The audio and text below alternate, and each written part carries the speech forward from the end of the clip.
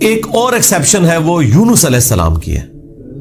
ان کے کیس میں تو اللہ تعالیٰ نے بالکل ڈیفرنٹ ایک فیصلہ فرمایا کہ یونس علیہ السلام کی قوم نے جب عذاب کے آثار دیکھے تو انہوں نے توبہ کی اور اللہ تعالیٰ نے ان سب کا ایمان قبول کر لیا. اور وہ قرآن میں آتا ہے کہ 1,00,000 سے بھی زیادہ لوگ تھے جو سارے کے سارے ایک دن میں مسلمان ہو گئے. یعنی یونس علیہ السلام کی سال ہر سال کی تبلیغ نے کوئی اثر نہیں دکھایا. جب عذاب کے آثار نظر آئے تو انہوں نے ایمان قبول کر لیا. یہ صرف یونس علیہ السلام کی قوم نہیں، باقی قوموں کے بارے میں بھی سورۃ الانبیاء میں آیا کہ جب کبھی بھی رسولوں کے مخالفین پر عذاب آتا تھا تو مخالفین اس عذاب کے وقت پھر چیخیں مارتے تھے اور کہتے تھے کہ یا اللہ ہمیں ایک دفعہ چھوڑ دے، اب ہم تیرے نبی کو مانیں گے.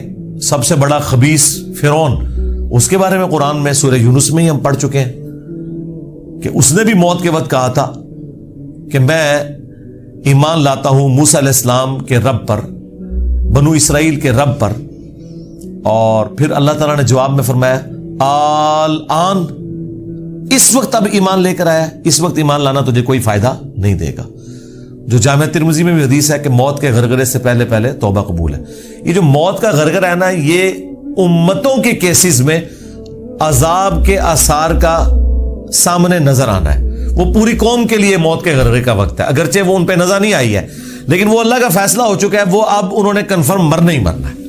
وہ آثار جب نظر آنا شروع ہوئے تو باقی قومیں بھی آہو بکا کرتی تھیں، اس قوم نے بھی آہو بکا کیا اور اللہ تعالیٰ نے ان کے کیس میں وہ سن لیا اور انہیں بچا لیا. اور جب یونس علیہ السلام واپس آئے وہ تو دنگ رہ گئے کہ یہ کیا ہوا، میں تو انہیں عذاب کا وعدہ دے کے گیا تھا، یہ سارے کے سارے زندہ سلامت ہیں. اور اس سے بڑھ کر ان کو حیرانگی یہ ہوئی کہ وہ سب کے سب لوگ ایمان بھی لے آئے. تو اب حضرت یونس علیہ السلام کو وہ غم تو بھول گیا کہ میرا دیا ہوا وعدہ پورا نہیں ہوا. ظاہر ہے ایک امبیرسمنٹ تو تھی کہ آپ قوم کو کہہ کے یہ نکلے ہیں کہ اب تم پہ عذاب آئے گا اور عذاب نہیں آیا. تو امبیرسمنٹ تو حضرت یونس علیہ السلام نے فیل کی، لیکن اس کی کمپنسیشن اللہ نے اس حوالے سے کر دی کہ جو ان کا مقصد ہے وہ پورا ہو گیا کہ لوگ ایمان لے آئے. آپ سورۃ الاعراف میں، سورہ ہود میں بھی دیکھیں گے کہ جب کبھی قوموں پر عذاب آتا ہے تو اینڈ پہ وہ قوم کا پیغمبر عذاب دیکھنے کے بعد اپنی قوم سے مخاطب ہو کے کہتا ہے کہ میری قوم، میں نے تو بڑی کوشش کی تھی کہ تمہیں اس عذاب سے بچا لیتا لیکن تم خود گمراہی پر تلے ہوئے تھے. تو عذاب کے بعد بھی قوموں کا درد پیغمبروں کے سینے میں رہتا ہے، ایک نیچرل چیز ہے. رقیق القلب ہوتے ہیں نا جو پیغمبر ہوتے ہیں. تو یہاں پر جب انہوں نے دیکھا سب ایمان لے ہیں تو ظاہر ہے کہ وہ ایک ہیپی اینڈنگ ہوئی ہے. کیا ڈراپ سین ہوا ہے. میں کبھی بعض اوقات یہ جب حضرت یونس علیہ السلام کی قوم کا واقعہ قرآن میں پڑھتا ہوں نا تو میں بڑی خواہش کرتا ہوں کہ میں جنت میں جا کے یہ منظر دیکھوں کہ وقت کا پیغمبر عذاب کی وحی سنا کے گیا ہے اور لوگ چیخو پکار کر رہے ہیں اور ایسا یونیک کیس ہو گیا ہے، سمجھ لیں مردے ہی زندہ ہو گئے کہ اللہ تعالیٰ ان کی چیخو پکار سن کے ان کی توبہ بھی قبول کر لیتا ہے. اور پھر یونس علیہ السلام جب واپس آتے ہیں ان کی حیرانگی کیا ہوگی. ٹھیک ہے، کیا ڈراپ سین ہوگا. میں کہتا ہوں جی اس طرح کی کوئی ٹریجک فلم نہیں ہو سکتی جو یونس علیہ السلام اور ان کی قوم کی ہے. اور وہ کیوں ہوا؟ صرف یونس علیہ السلام سے ایک اجتہادی خطا ہوئی. ہم اسے گناہ نہیں کہتے، وہ خطا ہے. انبیاء خطا کرتے ہیں لیکن چونکہ وہ اپنی خطا پر قائم نہیں رہتے اور وہ گناہ کے زمرے میں بھی نہیں ہے، غلطی ہے بحیثیت انسان. انسان غلطیوں سے پاک اگر ہم پیغمبروں کو کہتے ہیں تو یہ پاک وہ والا نہیں ہے جس طرح اللہ پاک ہے. آپ سبحان کا لفظ صرف اللہ کے ساتھ بولتے ہیں، کوئی پیغمبر بھی سبحان نہیں ہے. پرفیکٹ صرف اللہ ہے. دیکھیں انسان تو ہے ہی امپرفیکٹ. جب ہم نیند کے محتاج، کھانے پینے کے محتاج، اس کے بعد ٹوائلٹ کے محتاج اور سب سے بڑھ کر اپنی زندگی کے لیے اپنے رب کے محتاج، تو انسان تو پرفیکٹ ہے ہی نہیں ہے. پرفیکٹ صرف اللہ ہے جو کسی کا محتاج نہیں ہے. غلطیوں سے پاک صرف اللہ ہے، باقی غلطی تو کسی سے ہو سکتی ہے. لیکن پیغمبر کو ہم جو کہتے ہیں نا کہ پیغمبر غلطیوں سے معصوم ہے، عصمت انبیاء کا عقیدہ، اس کا مطلب یہ ہے کہ وہ گناہ نہیں کرتے. خطا بہرحال ان سے ہو جاتی ہے اور خطا جب ہوتی ہے تو اللہ تعالیٰ ان کی ریمیڈی فرماتا ہے، ان کی اصلاح کرتا ہے. وہ اپنی خطا پر قائم نہیں رہتے، رجوع کر لیتے ہیں اور جب رجوع کرتے ہیں تو امت کے لیے وہ رول ماڈل ہوتے ہیں. آج کی ڈیٹ میں رسول اللہ صلی اللہ علیہ وآلہ وسلم معصوم ہے کہ اگر زندگی میں کوئی اجتہادی خطا ان سے ہوئی تو اللہ تعالیٰ نے اس کی ریمیڈی فرما دی اور پھر اس غلطی کو معاف کر دیا. وہ گناہ نہیں تھا, یہ ذہن میں رکھیے گا. گناہ اور غلطی میں فرق ہے. گناہ وہ ہوتا ہے کہ جو پوری وعید معلوم ہونے کے باوجود انسان وہ ایکٹیویٹی پرفارم کر لے. اجتہادی خطا یہ ہوتی ہے کہ وہ ایک ایسی صورتحال اس کے سامنے آئے جس میں اس کے سامنے دو آپشن موجود ہوں اور اس میں سے وہ ایک ایسا آپشن اڈاپٹ کر لے جو اللہ کی مرضی نہ ہو, اور جو اللہ کی مرضی والا آپشن ہے اسے وہ ترک کر دے. اور یہ وہ بدنیتی پہ نہیں کر رہا, اس کی سمجھ میں ہے ہی ہے اس کا آپشن, وہ نافرمانی سمجھ کے نہیں کر رہا. جس طرح نبی علیہ السلام نے کیا, غزوہ بدر کے قیدیوں کو چھوڑ دیا. سورہ محمد میں یہ آیت نازل ہو چکی بھی تھی کہ جب تک فتنہ مکمل طور پر ختم نہیں ہو جاتا آپ نے ان کو قتل کرنا ہے, اپنے مخالفین کو. قتال کی آپ کو اجازت دی گئی. سورہ محمد کا نام ہی سورہ قتال ہے. ہاں, جب فتنہ ختم ہو جائے اس کے بعد جو جنگیں ہوں گی نا, اس کے بعد آپ کی مرضی ہے, چاہے تو فدیہ لے کے کافر قیدیوں کو چھوڑ دیں اور چاہے آپ انہیں قتل کریں. اب بدر کے بعد فتنہ تو ختم نہیں ہوا تھا, لیکن نبی علیہ السلام نے یہ ایزیوم کیا کہ 70 سردار ان کے مر گئے, ان کی کمر ٹوٹ گئی, وہ جو 70 ہم نے قیدی کیے ہوئے, چلو ہم انہیں فدیہ لے کے چھوڑ دیتے ہیں, شاید یہ لوگ اسلام قبول کر لیں. اپنی شرافت کی وجہ سے نبی علیہ السلام نے ایسا کیا. تو اس پہ پھر اللہ تعالیٰ نے سورۃ الانفال میں آیت نمبر 67 68 میں فرمایا کہ اگر وہ پہلے آیت نازل نہ ہوئی ہوتی نا سورہ محمد کی, تو ہم تمہیں عذاب دیتے اس عمل کے اوپر جو تم نے غزوہ بدر کے قیدیوں کو چھوڑ دیا, کیونکہ فتنہ تو ابھی ختم نہیں ہوا, تمہارا کام تھا قتل کرتے. اور حضرت عمر کا مشورہ بھی یہی تھا بخاری مسلم میں, لیکن نبی علیہ السلام اور حضرت ابوبکر اپنی شفقت کی وجہ سے انہوں نے یہ پلی لی کہ وہ آیت میں آیا نا کہ فتنہ جب ختم ہو جائے تو پھر تمہاری مرضی ہے, تو ہم یہ زیوم کرتے ہیں کہ فتنہ ختم ہو گیا. یہ بدنیتی کی وجہ سے نہیں تھا, واقعی انہوں نے یہ زیوم کیا تھا, لیکن وہ کس قسم کے ناہنجار لوگ تھے. حضرت عمر رضی اللہ تعالیٰ عنہ نے یہ کنکلوڈ کیا کہ نہیں, یہ اس قابل ہے, یہ قتل ہونے چاہیے. بہرحال وہ اجتہادی خطا اللہ تعالیٰ نے معاف کی. اس طرح باقی انبیاء کرام کے بارے میں حضرت آدم علیہ السلام کی غلطی کا ذکر ہے. موسیٰ علیہ السلام سے بندہ مر گیا تھا, نوح علیہ السلام نے اپنے کافر بیٹے کے لیے دعا کر دی تھی. حالانکہ آج ایک مسلمان, عام مسلمان کو بھی پتا ہے کہ کافر کی مغفرت نہیں ہو سکتی, تو نوح علیہ السلام کو کیا نہیں پتا تھا؟ بس وہ وقتی طور پر ایک سمجھ لیں ایک باپ کی حیثیت سے ان کا دل پسیج گیا. انہوں نے کہا یا اللہ, تو نے وعدہ کیا تھا مجھ سے کہ تو مجھے اور میرے گھر والوں کو بچائے گا, تو میرا بیٹا بھی تو میرے گھر والا تھا. تو اللہ تعالیٰ نے فرمایا کہ اس چیز کا سوال نہ کر جس کے بارے میں تجھے علم نہیں ہے. بڑا کریٹیکل جملہ تھا, اس میں مسئلہ تقدیر بھی چھپا ہوا ہے. ایک تو سمپل معنی ہے کہ اس بارے میں مجھ سے سوال کیوں کر رہا ہے, تم نے کب یہ ایزیوم کر لیا کہ تمہارے گھر والے اگر کفر کریں گے تو میں انہیں چھوڑ دوں گا. گھر والوں سے مراد وہ گھر والے تھے جو ایمان لے کر آئیں گے. آپ کی بیوی نہیں لائی, ایک بیٹا نہیں لایا, باقی گھر والے لے آئے ایمان, تو بچ گئے. اور دوسرا یہ جو جملہ تھا نا کہ اس چیز کا سوال نہ کر جس کے بارے میں تجھے علم نہیں, سورہ ہود میں آیت نمبر 46 میں, اور اے نوح جاہلوں میں شمار نہ ہو. یہ بڑا سخت جملہ ہے. یہ مسئلہ تقدیر کی طرف اشارہ ہے کہ تجھے نہیں پتا کہ میری تقدیر میں یہ لکھا ہے کہ یہ نبی کا بیٹا ہونے کے باوجود بھی اللہ کے علم میں یہ جہنمی ہے. وہ اللہ تعالیٰ نے اسے جہنمی نہیں بنایا بلکہ اپنے کرتوتوں کی وجہ سے. تو اللہ کی تقدیر کے اوپر تو کسی کا بھی علم نہیں ہے نا جب تک اللہ تعالیٰ مطلع نہ کر دے. یہ بہت کریٹیکل ایشو ہے, اس لیے میں نے الگ سے ایک ویڈیو اس پہ ریکارڈ کروائی ہے. عصمت انبیاء کا عقیدہ, اس کا ٹائٹل ہے انبیاء گناہ نہیں کرتے. یہ ہمیں جو عصمت انبیاء کا عقیدہ بتایا گیا ہے وہ یہ ہے کہ نعوذ باللہ انبیاء کے اندر گناہ کرنے کی حصی نہیں ہوتی. یعنی انبیاء کرام جو ہے ان کے ساتھ وہ کمزوریاں بشری اٹیچ نہیں ہیں جو باقی انسانوں کے ساتھ اٹیچ ہیں. اگر یہ بات ہوتی تو انبیاء کی فضیلت ہی نہ ہوتی. انبیاء کی فضیلت ہے ہی اس وجہ سے کہ وہ بشری کمزوریوں پر اوور کم کرتے ہوئے اللہ کے خوف کی وجہ سے گناہوں سے بچ جاتے ہیں. ادروائز پھر فرشتوں میں اور انسانوں میں کوئی فرق ہی نہ رہ جائے. تو یہ ہے اصل چیز جو انہیں فضیلت میں لے جاتی ہے عام انسانوں کی نسبت, کہ وہ اللہ کا اتنا خوف رکھتے ہیں کہ وہ گناہوں سے بچتے ہیں. رہی لغزش اجتہادی خطا وہ ہو سکتی ہے.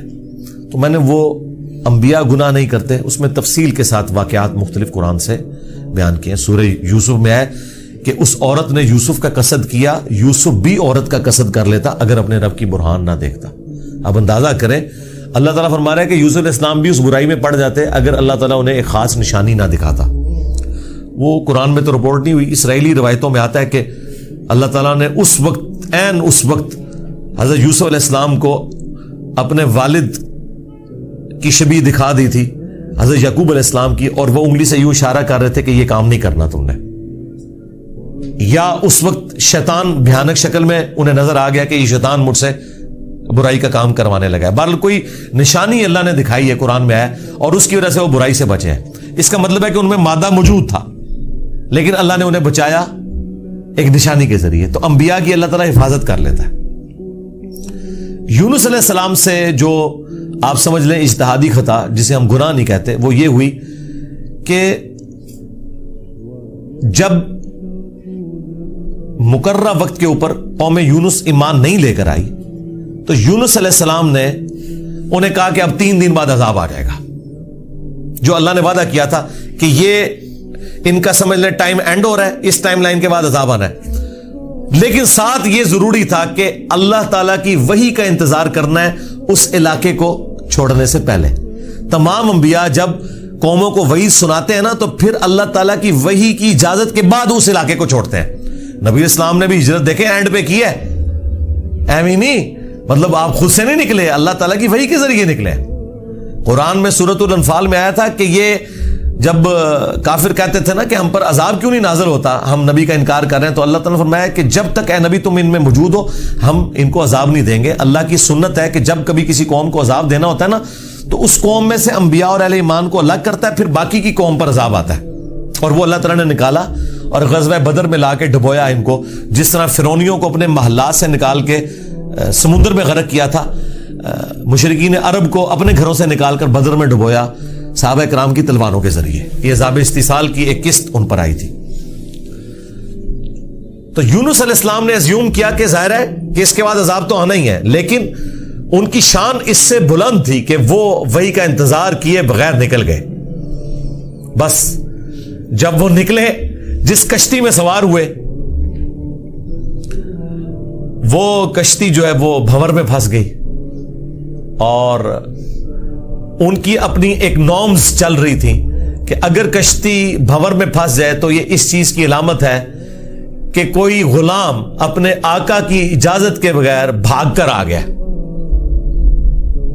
پھر وہ قرعہ اندازی کرتے تھے، اور جس کے نام قرعہ نکلتا تھا اس کو فدیے کے طور پر وہ سمندر میں ڈال دیتے تھے۔ پہلی دفعہ قرآن اندازی کی گئی، بیلٹنگ، تو حضرت یونس علیہ السلام کا نام نکلا۔ ان کا نہیں یونس علیہ السلام تو اس طرح ہو ہی نہیں سکتا۔ دوسری بار، تیسری بار، تینوں بار یونس علیہ السلام کا نام نکلا قرآن اندازی میں۔ تو یونس علیہ السلام نے، اچھا قرآن میں اشارتاً اس کا ذکر ہے، اسرائیلی روایتوں میں تفصیل کے ساتھ ہے، لیکن یہ بالکل قرآن میں فٹ ان بیٹھتی ہیں۔ یعنی آپ کو یہ تو بتایا گیا کہ یونس السلام مچھلی کے پیٹ میں رہے، تو وہ مچھلی کے پیٹ میں پہنچے کیسے تھے؟ مچھلی کے پیٹ تک پہنچنے کے لیے تو آپ کو ابدوز چاہیے، نیچے ہے مچھلی، اتنی بڑی ویل مچھلی ہے، کوئی چھوٹی مچھلی کے پیٹ میں تو رہ نہیں سکتا بندہ۔ تو وہ حضرت یونس علیہ السلام کو انہوں نے سمندر میں پھینک دیا۔ یونس علیہ السلام نے خود ہی کہا، ان کو کلک کر گیا کہ یہ معاملہ میرے اینڈ پہ ہے۔ انہوں نے کہا بھائی مجھے پھینکو، تم، مجھے سمجھ آ گئی ہے، ذرا فوراً کلک کر گیا کہ معاملہ خراب میرے سے ہی ہو گیا۔ وہ ان کو سمندر میں پھینک دیا تو اللہ کے حکم سے ایک مچھلی نے انہیں نگل لیا۔ یہ قرآن میں ہے۔ قرآن میں آگے تفصیل نہیں ہے کہ کتنے دن تک، لیکن تورات میں ملتا ہے کہ 3 دن اور 3 رات تک وہ مچھلی کے پیٹ میں رہے۔ یہ ویسے پبلک مشہور ہے 40 دن، نہیں 3 دن ہے بس۔ وہی 3 دن، وہ جو 3 دن عذاب آنے تھے نا، وہ 3 دن انہوں نے مچھلی کے پیٹ میں گزارے، اور وہ 3 دن ان کی قوم نے زندگی موت کی کشمکش میں گزارے ہیں کہ ابھی عذاب آیا کہ آیا۔ ٹھیک ہے، توبہ ہے نہیں ہوئی کہ آئی ایم سوری تے توبہ قبول ہو گئی ہے، نہ 3 دن انہوں نے پی کٹی ہے بھائی جی۔ یہاں تو لوگ 1 دن جیل نہیں کاٹ سکتے، 3 دن تک انہوں نے وہ تکلیف کاٹی ہے، پھر اللہ تعالیٰ نے ان کی توبہ قبول کی ہے۔ اور یہاں پہ حضرت یونس علیہ السلام 3 دن تک مچھلی کے پیٹ میں، اندھیرے میں، اور دیکھیں اللہ نے ان کو ایسے کلمات سکھا دیے، مختصر تھے، پرفیکٹ تھے، بہترین توبہ، لا الہ الا انت سبحانک۔ سورۃ الانبیاء میں یہ دعا آئی ہے، اے اللہ تیرے سوا کوئی معبود نہیں، اور تو پاک ہے نا، پاک تو غلطی نہیں کر سکتا، انی کنت من الظالمین، بے شک میں ہی ظالموں میں ہوں، میں انسان ہوں، انسان سے غلطی تو ہوگی۔ تو یہ دعا اتنی اللہ کو پسند آئی کہ سورہ الصافات میں ہے کہ یونس اگر مچھلی کے پیٹ میں ہمیں ان الفاظ کے ساتھ یاد نہ کرتے تو پھر مچھلی کے پیٹ سے اسی دن نکالے جاتے جس دن مردے اپنی قبروں سے نکالے جائیں گے، قیامت کے دن تک مچھلی کے پیٹ میں رہتے، یعنی مچھلی کا پیٹ ان کی قبر بن جاتی۔ اتنا غصہ ایک جملے نے ٹھنڈا کر دیا، اور ساتھ اللہ نے فرمایا کذالک ننجی المؤمنین، ہم اہل ایمان کو اسی طریقے سے نجات دیں گے، یعنی جو بھی یونس والے طریقے سے ہماری طرف متوجہ ہوا اسے بھی ہم نجات دیں گے۔ یہ دعا ہمیں اتنی پسند ہے کہ جو ان الفاظ کے ساتھ ہم سے معافی مانگے گا ہم اسے بھی نجات دیں گے۔ جامع ترمذی میں حدیث ہے، جو یونس علیہ السلام کی دعا کے ذریعے اللہ کی طرف متوجہ ہوا اللہ تعالیٰ کبھی اسے محروم نہیں لوٹائے گا۔ لا الہ الا انت سبحانک انی کنت من الظالمین، اور جمع کے سیغے سے پڑھیں گے تو لا الہ الا انت سبحانک انا کننا من الظالمین، وہاں تھا انی کنت من الظالمین، یہ ہے انا کننا من الظالمین۔ دونوں طریقے سے آپ دعا مانگ سکتے ہیں، بہترین دعا ہے یہ، اسم اعظم ہے دعاؤں کی قبولیت کے لیے۔ قرآن میں بھی آیا کذالک ننجی المؤمنین، اور جامع ترمذی میں بھی آیا کہ جو اس دعا کے ذریعے اللہ کی طرف متوجہ ہوگا اللہ تعالیٰ اسے محروم نہیں لوٹائے گا۔ لہذا جو جامع ترمذی میں حدیث ہے نا کہ اللہ کی حمد اور دروشی پڑھ کے دعا کرو تو قبول ہوتی ہے، تو وہ اللہ کی حمد میں نا آپ اس کو شامل کریں، لا الہ الا انت سبحانک انی کنت من الظالمین۔ یہ اللہ کی بیسٹ حمد بھی ہے اور بیسٹ استغفار بھی ہے، اور ایسا استغفار ہے کہ اللہ کی رحمت کو ٹریگر کرنے والا ہے۔ دیکھیں آپ نے اللہ تعالیٰ کی کس چیز کو ہائی لائٹ کیا ہے کہ یا اللہ تو پاک ہے، تو غلطی کر نہیں سکتا، اس کی عظمت مان لی، اور پھر ساتھ ہی کہا کہ مجھے تو نے بنایا ہی ایسا ہے کہ میں غلطی کروں گا، تو دیکھ میں کمزور ہوں، میں مان رہا ہوں میں غلطی کروں گا، تو کر بیٹھا ہوں تو معاف کر دینا۔ اس سے بیسٹ انداز نہیں ہو سکتا اپنی غلطیوں پر معافی مانگنے کا۔ تو یہ حرز جاں بنائیں، لا الہ الا انت سبحانک انی کنت من الظالمین۔ یقین کریں یہ دعا آپ کے سامنے یونس علیہ السلام ہو، مچھلی کا پیٹ، گپ اندھیرا، 3 دن 3 رات، دنیا میں کوئی آ کے آپ کو ریسکیو نہیں کر سکتا، اور موت سامنے نظر آ رہی ہے۔ حضرت یونس علیہ السلام اسی طریقے سے بچے ہیں جیسے مردہ کوئی زندہ ہو جائے، اور یہاں لوگ کہتے ہیں بڑا گرم ذکر ہے جی، خوشبو لا کے کرنا چاہیے، اور صاف ستھری جگہ۔ بھائی جس نے یہ کیا تھا اس سے زیادہ تعفن والی جگہ کوئی نہیں تھی، مچھلی کا پیٹ۔ یہ تو چلتے پھرتے، نہ اس کے لیے وضو ہونا شرط ہے، نہ اس کے لیے غسل ہونا شرط ہے، اس کے لیے صرف ایک نیک نیتی کے ساتھ اللہ کی طرف متوجہ ہونا شرط ہے کہ آپ مان لیں کہ آپ کمزور ہیں، طاقتور وہ ہے، آپ غلطی کریں گے وہ غلطی نہیں کرتا، آپ معافی مانگیں گے وہ معافی دینے والا ہے۔ اللہ بھی التواب ہے اور بندے بھی توبہ کرنے والے ہیں۔ اللہ کی توبہ یہ ہے کہ جب آپ اللہ کی طرف رجوع کرتے ہیں، توبہ کا مطلب ہوتا ہے رجوع لانا، تو اللہ آپ کی طرف رجوع لے آتا ہے۔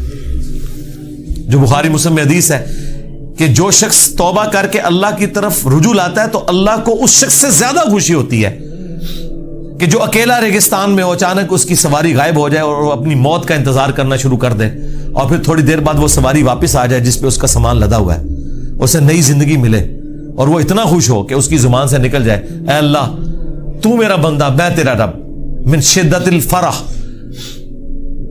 خوشی کی شدت کی وجہ سے، حالانکہ اس نے یہ کہنا تھا کہ اے اللہ میں تیرا بندہ تو میرا رب۔ اس سے زیادہ اللہ تعالیٰ کو خوشی ہوتی ہے جو بندہ رجوع لے آتا ہے۔ تو یونس علیہ السلام کی دعاؤں کو آپ اپنے استغفار میں، اپنی صبح و شام کے اذکار میں، ہر جگہ اپنے تشہد کے اندر اس دعا کو پڑھا کریں۔ یہ بڑے بڑے مشکلوں کو آسان کر دیتی ہے۔ یار آپ دیکھیں ایک بندے کو اپنی موت سامنے نظر آ رہی ہے اور اس موت میں سے اسے زندگی مل جائے، بس جب آپ نا امیدی کے اینڈ پر پہنچے ہوں اور آپ کو کوئی امید نظر نہ آئے تو آپ یہ پڑھیں لا الہ الا انت سبحانک انی کنت من الظالمین. انشاءاللہ تعالی اللہ تعالی اس مشکل میں بھی کوئی نہ کوئی ایسی راہ نکال دے گا جو آپ نے گمان بھی نہیں کبھی کی ہوگی. بہرحال وہ 3 دن اور 3 رات کے بعد یونس علیہ السلام کو مچھلی نے ساحل پر ڈال دیا. اب ان کا جسم کافی ڈیمیج ہو چکا ہوا تھا.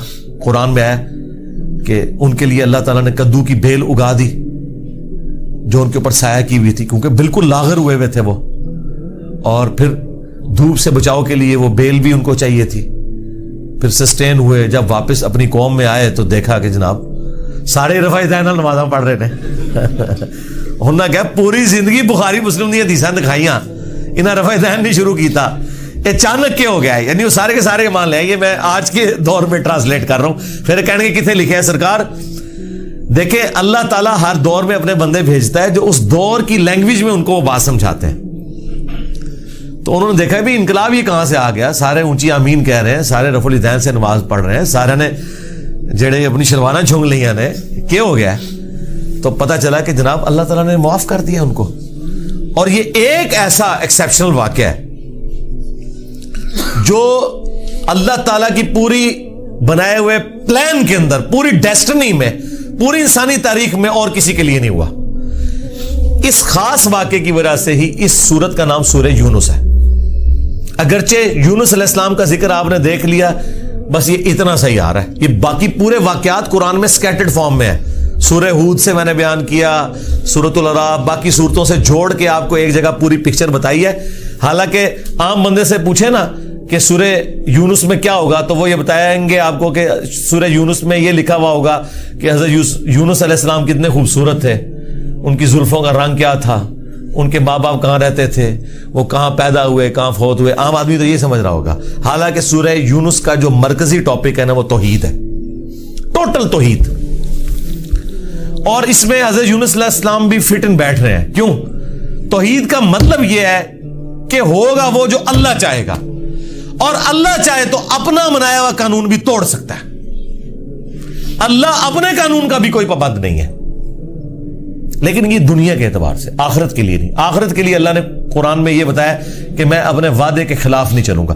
آخرت اللہ کا قانون نہیں ہے, وعدہ ہے. اور اگر اللہ وعدہ توڑتا ہے نا تو وہ اللہ نہیں رہتا, کیونکہ جو وعدہ پورا نہ کرے وہ جھوٹا ہوتا ہے, اور جھوٹ اللہ کی طرف منسوب نہیں. لیکن دنیا میں اللہ تعالیٰ اپنے بنائے ہوئے قوانین توڑ دیتا ہے. وہ اللہ کے کوئی وعدے نہیں ہے.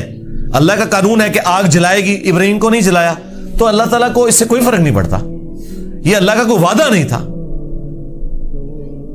چھری کاٹتی ہے, اسماعیل علیہ السلام کو نہیں کاٹا, یہ اللہ کا قانون ٹوٹا. سمندر میں انسان غرق ہو جاتا ہے, موسیٰ علیہ السلام کے لیے راستہ بن گیا, یہ اللہ کا قانون ٹوٹا معجزے کے طور پر. آخرت میں کوئی قانون نہیں ٹوٹے گا. جو مواہد دنیا سے گیا, اللہ کا تابع فرمان, پیغمبروں کا مطیع, پھر اس پہ تقدیر غالب نہیں آئے گی کہ نہیں جی اے تیری میں ایک گل سنبھال کے رکھی ہے, دادا تو زیرو نل ملٹیپلائی ہو گیا. نہیں, وہاں بھائی نیکیاں تولی جائیں گی. چاہے گناہوں کے پلڑے میں بڑے سے بڑا گناہ بھی آ گیا شرک کے سوا, اور نیکیاں بھاری ہو گئی, تو اللہ تعالیٰ کسی کو یہ کہے گا کہ بھی نہیں کہ بالکل دوتے زیرو زیرو ہی بچے ہیں. نہیں, بس یہ میرا وعدہ ہے کہ میں بچا لوں گا. بلکہ اللہ کی تو رحمت اس سے بھی زیادہ ہے. وہ تو اپنے پیغمبر کی شفاعت سے جن کے نیکیوں کے پلڑے ہلکے بھی ہو جائیں گے ان کی بھی کمپنسیشن فرما دے گا, اگر وہ شرک نہ کرتے ہوئے. انشاءاللہ تعالی ہمیں تو اللہ تعالیٰ بغیر حساب و کتاب کی جنت میں داخلہ عطا فرمائے. آمین. مع النبیین والصدیقین والشہداء والصالحین. آمین. بہرحال یونس علیہ السلام جب واپس آئے, انہوں نے یہ ساری بہاریں دیکھی تو ظاہر ہے کہ خوشی خوشی انہوں نے اس کو ایکسیپٹ کیا, اور اللہ تعالیٰ نے پھر اس کو قیامت تک کے لیے قرآن میں نقل کر دیا. اب یہ وہ الفاظ, اب یہ پورے واقعات آپ کے سامنے ہو تو اب آپ اس کا ٹیسٹ فیل کریں. اعوذ باللہ من الشیطان الرجیم, بسم اللہ الرحمن الرحیم. فلولا كانت قرية آمنت فنفعها ایمانها, پس کیوں ایسا نہ ہوا کہ کوئی بستی ایمان لائی ہو تو اس کو ایمان لانا نفع دے دیتا. یہ کبھی ہوا ہی نہیں ایسا. الا قوم یونس, سوائے قوم یونس کے.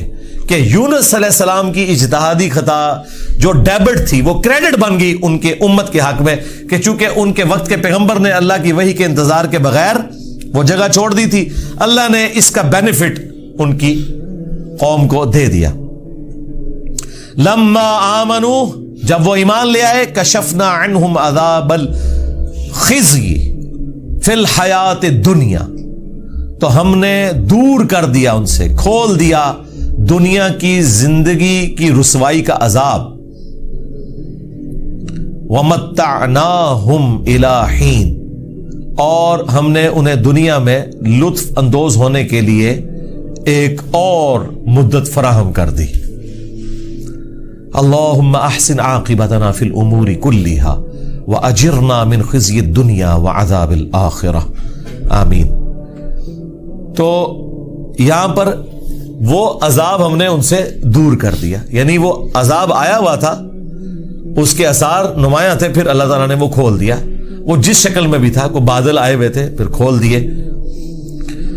وَلَوْ شَاءَ رَبُّكَ لَآمَنَ مَنْ فِي الْأَرْضِ كُلُّهُمْ جَمِيعًا، اور اگر تمہارا رب چاہتا تو جتنے لوگ زمین میں آباد ہیں سب کے سب ہی مومن ہو جاتے۔ اس کا کیا مطلب ہے کہ اگر اللہ تعالیٰ زبردستی ہدایت دینا چاہتا، اس کا یہ مطلب نہیں ہے کہ اللہ تعالیٰ یہ چاہتا ہے کہ لوگ جہنم میں جائیں، یہ رسول اللہ کو سنگولر کے سیغے سے تسلی دی جا رہی ہے کہ اگر اللہ تعالیٰ نے زبردستی ایمان دینا ہوتا نا تو دے دیتا سب کو، لیکن اللہ تعالیٰ یہ چاہتا ہے کہ لوگ خود سے اپنی چوائس سے مجھے چوز کریں۔ افانت تکرہ الناس حتی یکونوا مؤمنین، تو اے نبی کیا آپ لوگوں کو مجبور کرنا چاہتے ہیں یہاں تک کہ وہ ایمان لے آئیں؟ یعنی آپ نے زبردستی نہیں کرنا۔ حضور ٹینشن ہی بڑی لیتے تھے کہ میں دعوت دے رہا ہوں لوگ قبول نہیں کر رہے، تو حضور کو کہا گیا آپ نے ٹینشن نہیں لینی، جنہوں نے جہنم میں جانا ہے جائیں۔ سورۃ البقرہ میں آیا کہ ہم آپ سے نہیں پوچھیں گے لوگ جہنم میں کیوں پہنچ گئے۔ سورہ طٰہٰ میں آیا کہ ہم نے قرآن اس لیے نازل نہیں کیا کہ آپ مشقت میں پڑ جائیں۔ ما انزلنا علیک القرآن لتشقى الا تذکرۃ لمن یخشی، یہ اس کے لیے ہے جو اللہ کی دھمکی سے ڈر جائے۔ وما كان لنفس ان تؤمن الا باذن اللہ، اور کسی جان کے لیے یہ ممکن ہی نہیں ہے کہ وہ ایمان لے آئے مگر اللہ کے اذن سے۔ مراد یہ کہ صرف کوشش بھی کوئی چیز نہیں ہے، اللہ کی طرف متوجہ بھی ہوں، تقدیر پلس کوشش دونوں مل کے کمپلیشن کی طرف جاتے ہیں۔ ربنا لا تزغ قلوبنا بعد اذ ہدیتنا وہب لنا من لدنک رحمہ انک انت الوہاب، آمین۔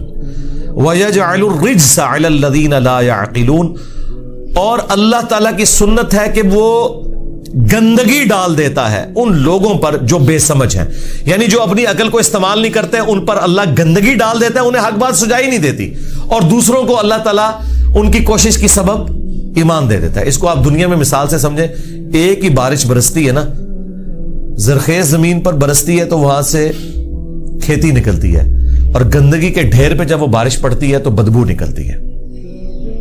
اس میں بارش کا قصور نہیں ہے، اس گندگی کے ڈھیر کا ہے۔